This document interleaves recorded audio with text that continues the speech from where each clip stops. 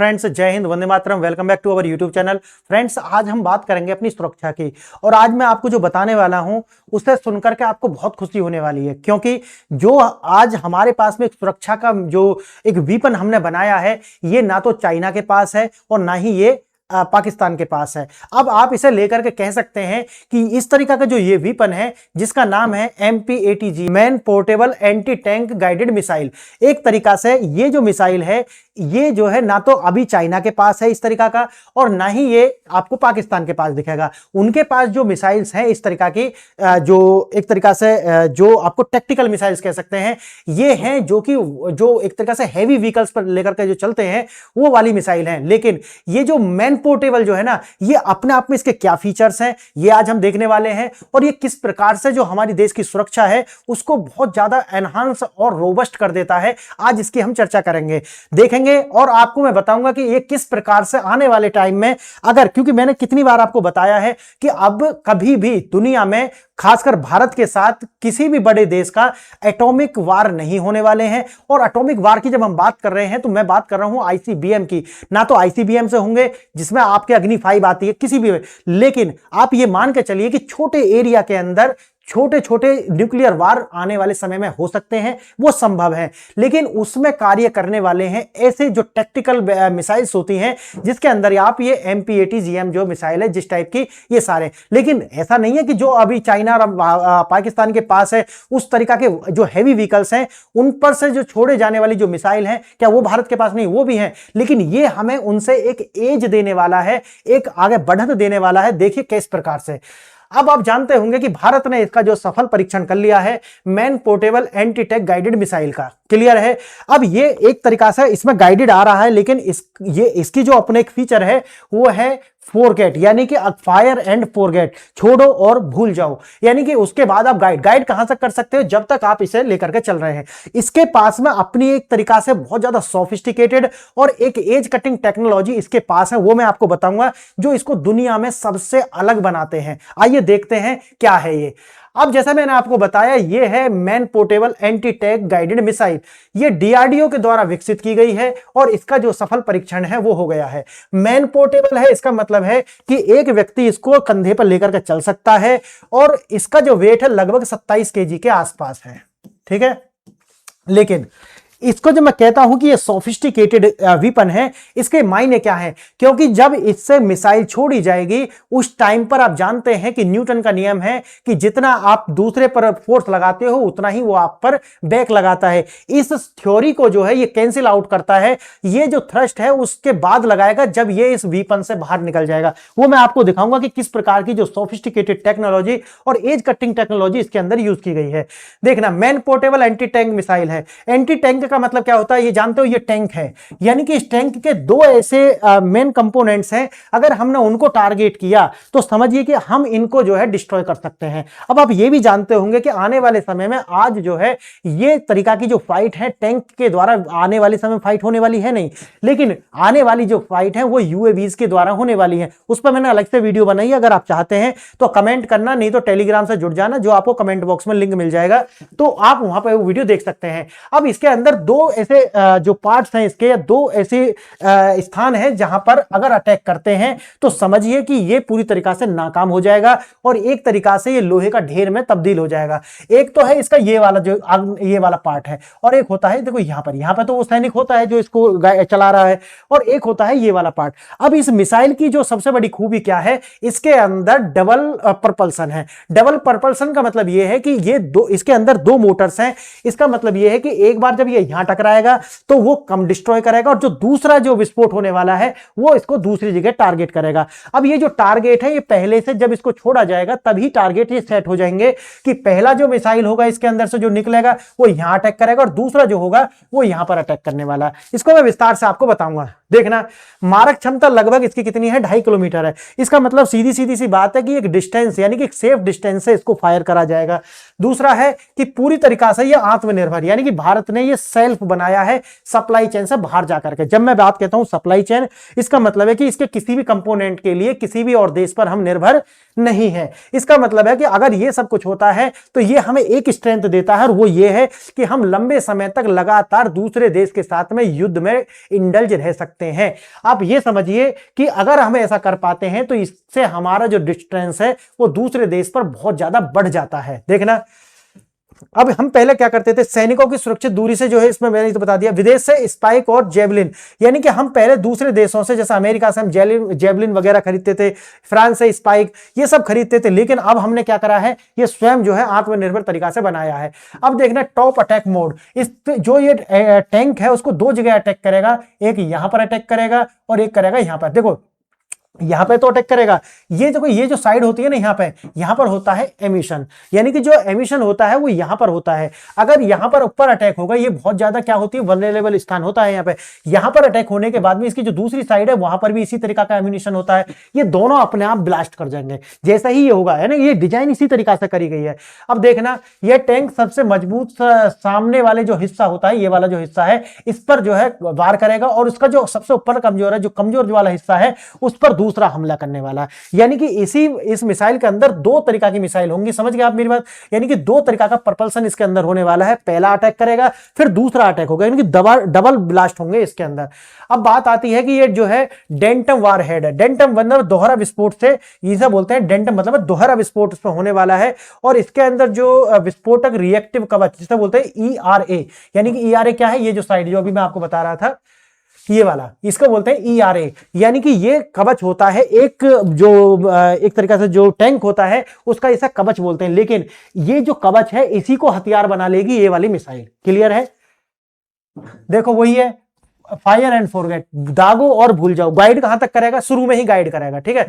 एक बार लक्ष्य लॉक होने के बाद में फिर वो जो है हट जाएगा, और वहां से हटने के बाद में मिसाइल जाएगी, उसे ढूंढ करके नष्ट कर देगी। क्यों? क्योंकि इसके अंदर यूज हुई है IIR तकनीक। IIR तकनीक जो है ये रात में हो, धूल में हो, मिट्टी हो, दिन हो, कुछ भी हो, बारिश हो, हर तरीका से ट्रैक एंड इंटरसेप्ट करके डिस्ट्रॉय करने की जो क्षमता है ये प्रदान करती है हमारी मिसाइल को। नहीं आई समझ में बात? अभी आपको समझाऊंगा। इंफ्रारेड तकनीक जो है इसे बोलते हैं, दिन हो, रात हो, मौसम खराब हो, सही हो, धूल हो, कुछ भी हो, ये जो तकनीक है इसको जो है अपने आप में एक सोफिस्टिकेटेड वीपन बना देती है। अब देखना किसके द्वारा, आपके एग्जाम के लिए दो तीन बात ध्यान रखना, DRDO को द्वारा बनाया गया है। क्या है? एंटी टैंक गाइडेड मिसाइल है, यानी कि टैंक को ध्वस्त करने के लिए है। तकनीक क्या लगाई गई है? IIRM तकनीक जो है इसके अंदर लगाई हुई है। इसके अंदर जो विंग्स हैं वो बहुत ज्यादा सॉफ्ट हैं। इसका मतलब है कि इसको आराम से जो है दिशा देने के लिए और उसको जो है मोड़ने के लिए इसका यूज हो सकता है। और एक तकनीक जो मैं आगे आपको उसमें बताने वाला हूं वो क्या है, देखना, मैन पोर्टेबल है, यानी कि एक व्यक्ति जो है इसको उठा करके ले जा सकता है।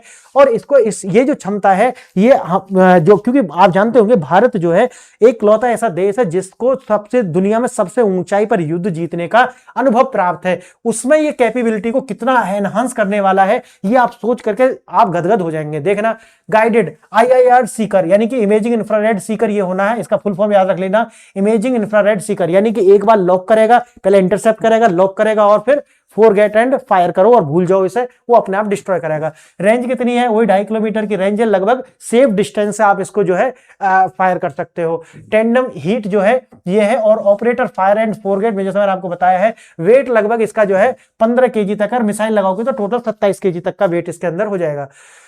अब बात वही है कि आत्मनिर्भर है ना, जो डिफेंस पावर ऑफ दैट आत्मनिर्भर भारत, एक नई उम्मीद। अब यानी कि इसको पहले ही जो है टेस्ट किया गया। अब देखना, एक new hope, this is the historic test of the January 12th। अब देखना, जहां देश इसरो, आप जानते होंगे कि इसरो से देश उम्मीद कर रहा था कि जो C-62 जो है वो सफल हो जाएगा, हमारा जो PSLV के द्वारा लॉन्च किया गया था, इसको आप जानते होंगे ना, उसके ऊपर एक वीडियो बनाई है, अगर नहीं देखी तो जाकर के आप उसे देखिए, आपको टेलीग्राम में उसका लिंक मिल जाएगा। अब है इसरो के जो मिशन है उसकी दुनिया, हमारा भारत जो है वो उम्मीद कर रहा था, क्योंकि PSLV के द्वारा छोड़ा गया था, भाई लग रहा था कि ये तो हो ही जाएगा, लेकिन थर्ड स्टेज में वो फेल हो गया।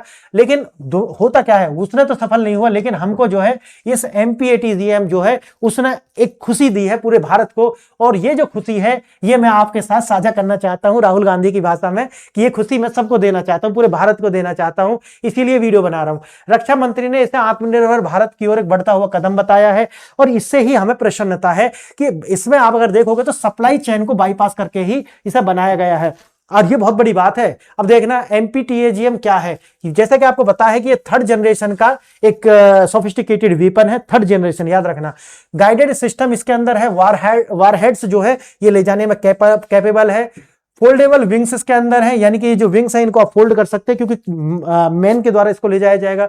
रेंज मैंने जैसा आपको बताया है 2.5 किलोमीटर की जो रेंज है वहां से इसको फायर कर सकते हैं। और फोल्डेबल विंग से आसार हो गया। प्रोपल्सन जो है और कंट्रोल विंग्स जो है वो इसको प्रदान करेंगे। क्लियर, ये जो विंग्स है ये प्रोपल्सन भी प्रदान करते हैं और कंट्रोल भी प्रदान करते हैं। जो इसका डेविएशन है प्रोपल्सन और जानते हो ना कंट्रोल, यानी कि जो मिसाइल जाएगी तो हवा से वो डेविएट हो सकती है क्योंकि हवा तेज होगी, तो उस डेविएशन से बचाने के लिए ये जो विंग्स हैं उसको सही दिशा देने के लिए और सही टारगेट पे हिट करने के लिए क्या करते हैं, हेल्प करते हैं। दुश्मन के टैंकों और बख्तरबंद गाड़ियों को नष्ट करने की जो क्षमता है ये बिल्कुल हमारे पास आ चुकी है।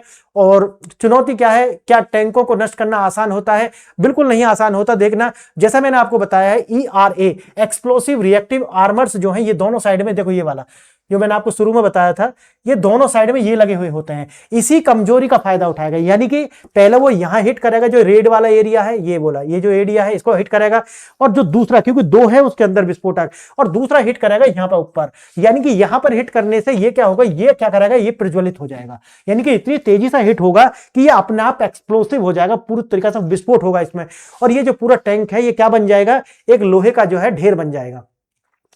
टॉप अटैक कैपेबिलिटी इसके अंदर है, मैं जैसा आपको बताया है, ये जो ऊपर वाला ये हिस्सा है यहीं पर बैठ करके वो चलाता है, आप जानते होंगे है ना, यहीं पर बैठ करके ये टैंक को चलाने वाला होता है, और ये ऊपर से आएगी, इसको जो है पूरी तरीका से नीचे फाड़ती हुई निकल जाएगी, और ये जो ERA जो साइड में है ये भी क्या करेंगे, अपने आप में एक्सप्लोड कर जाएंगे। उसके बाद देखना टेंडम वारहेड, टेंडम वारहेड का समझ रहे हैं मैंने अभी सुबह, यानी कि वारहेड क्या है, 2 है, 2 तरीका से विस्फोट होने वाला है, यानी कि पहला विस्फोट होने वाला है, पहला ये छोटा विस्फोट होगा, फिर दोबारा से जो दूसरा विस्फोट होगा ना वो इसके ERA जो है उसको भी ब्लास्ट कर देगा। समझ गए मेरी बात? देखो ये जो दूसरा विस्फोट होगा, जो ना ऊपर वाला जो अटैक होगा, टॉप से जो अटैक होगा, वो इसके जो ERA जो ये साइड वाले हैं इनको भी एक्सप्लोड कर देगा, और ये पूरी तरीका से डिस्ट्रॉय हो जाएगा इनका टैंक। ये देखो ये पूरी टेक्नोलॉजी देखो इसमें दिखाई गई है। मेन चार्ज जो है, मुख्य विस्फोट जो है वो कवच को जो है भेदता है, और उसके बाद में सेकंड विस्फोट होगा जो कि ऊपर वाले टॉप मोस्ट हिस्सा को जो है डिस्ट्रॉय करेगा, जिससे ERA जो है वो एक्सप्लोड हो जाएंगे। मिसाइल की आंख है, मैं आप जहां समझ सकते हैं। IIR क्या है, ये ट्रैक करेगा, यानी कि IIR क्या है, ये ट्रैक करेगा, एक तरीका से ये मिसाइल की आंख है। ये इंफ्रारेड वेव्स जो है उनको उनके द्वारा या उनका ही प्रयोग इस टेक्नोलॉजी में किया जाता है, और विजुअल स्पेक्ट्रम जो है वो बनाता है। थोड़ा सा अगर मैं आपको दिखाऊं इसके विषय में, एक सेकंड अगर मेरे पास होगा तो मैं इसमें आपको दिखाता हूं, ये है क्या, नोबल हाउ टू टेक, एक सेकंड देखा, नहीं है शायद मेरे पास इसका,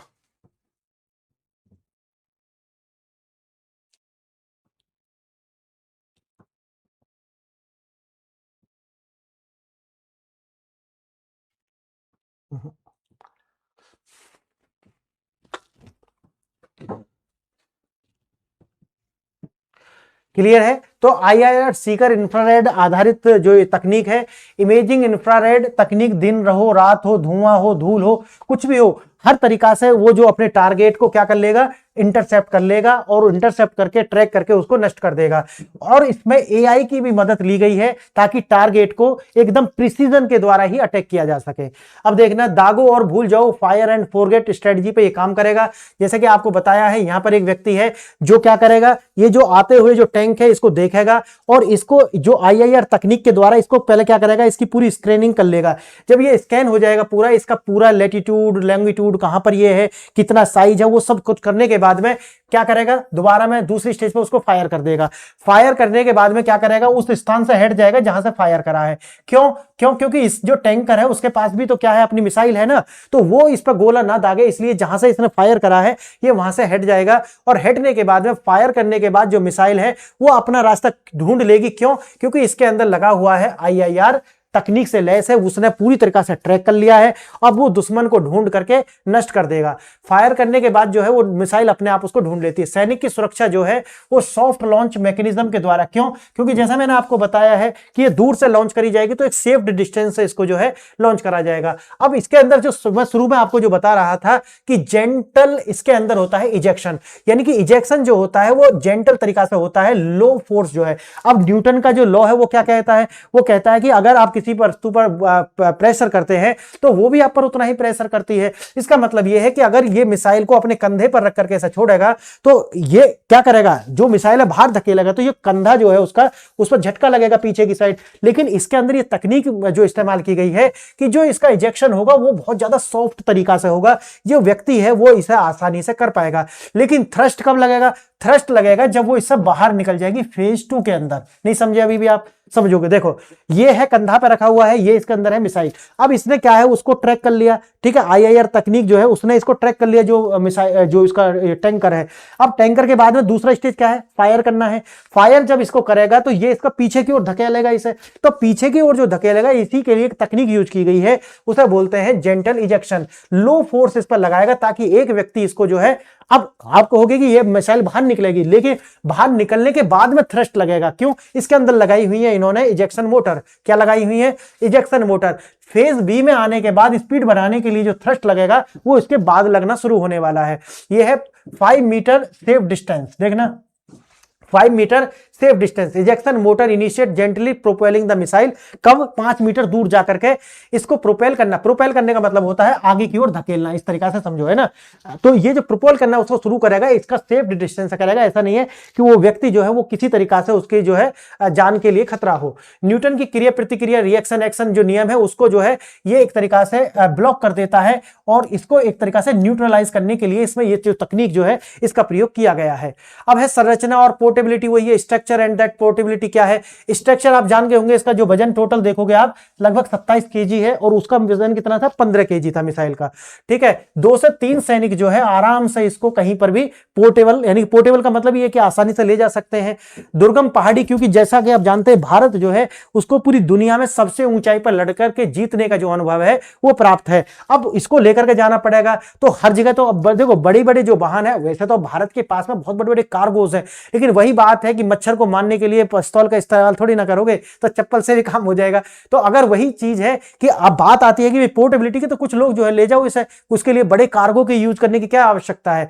अब भारत का जो एंटी टैंक परिवार जो है वो देख लीजिए आप। अगर आप देखेंगे कि किस तरीका का जो परिवार है, जैसे नाग मिसाइल के लिए हमारे पास देखना कितना बड़ा है। हमें शुरू में बता रहा ना कि पाकिस्तान और चीन के पास में ये स्थिति अभी है नहीं। क्यों? कारण वही जो आपको बताया कि पाकिस्तान तो अपने आप में एक भिखारी देश है, क्योंकि उसके पास तो तकनीक है नहीं, तो वो तो अमेरिका और चाइना का एक प्रॉक्सी है। अब बात आती है चाइना की, तो चाइना के जो सैनिक है उनकी आप स्थिति देखिए, तो उनकी जो सेना है अगर आप जानते हो अच्छे से, तो जो PLA होती है जिसको बोलते हैं जो चाइनीज जो लिबरेशन आर्मी, तो ये जो लिबरेशन आर्मी है अब वहां पर जो भर्ती होती है, क्योंकि 2 चाइल्ड पॉलिसी अमेरिका ने लागू की थी, तो उसकी वजह से कोई भी व्यक्ति अगर आप देखेंगे तो वो सेना में जाना ही नहीं चाहता। लेकिन जैसा कि आप जानते हैं कि भारत के संविधान में भी जो है जबरदस्ती सेना में भेजने का जो एक अधिकार होता है वो सभी देशों के संविधानों में होता है, ठीक है, उसे बोलते हैं प्रिस्क्रिप्शन शायद। तो प्रिस्क्रिप्शन ऐसे एक शब्द होता है जिसके द्वारा संविधान में होता है कि अगर देश को जरूरत पड़ती है तो हर व्यक्ति अपनी सेवा देने के लिए तैयार रहे। पूरे वेस्ट के अंदर यही लागू है, द्वितीय विश्व युद्ध के बाद में चाइना में भी यही है। तो उन्हें 2 वर्ष के लिए जो है सेना में आना पड़ता है। आप सोचिए उनकी बॉडी स्ट्रक्चर या उनकी जो स्ट्रेंथ होती है वो इतनी नहीं है कि वो जो है इस तरह की जो मिसाइल है उन्हें कैरी कर पाए, या फिर उस तरीका के एक दुर्गम जो क्षेत्र है वहां जाकर के भारत के जो सैनिक हैं जो देश की एकदम एकदम आप सोचिए कि देशभक्ति से भरे हुए हैं, और एक तरीका से उनकी जो स्ट्रेंथ है वो बहुत ज्यादा होती है। इसीलिए आप देखेंगे कि वो इस तरह की जो मिसाइल है ना तो उनके लिए पोर्टेबल है, लेकिन हाँ तकनीकी रूप से वो बना सकते हैं, ये आप मान के चलिए। अब है नाग मिसाइल है भारत के पास में, जो कि हैवी व्हीकल से चलती है। दूसरा है अगर एयर से बात करें तो हेलिना, ठीक है, ये एयर से लॉन्च कर सकते हैं। और जो अभी जो हमने बनाया है ये आ गया है हमारे पास में पैदल सेना, यानी कि इन्फेंट्री बोलते हैं। तो इन्फेंट्री के द्वारा भी कंधे पर रख करके पोर्टेबल जो है, अब हम पूरी तरीका से सुरक्षित हैं। जो शुरू में बता दिया, थर्ड जनरेशन का एक सोफिस्टिकेटेड वेपन है। रणनीतिक महत्व इसका यही है कि हम इस पर विदेशों पर इस पर निर्भर नहीं है। पहले हम मंगाते थे जैसे यूएसए से जेवलिन और इजराइल से स्पाइक नाम जैसे ये मंगाते थे, लेकिन अब ये सब बंद हो गया है।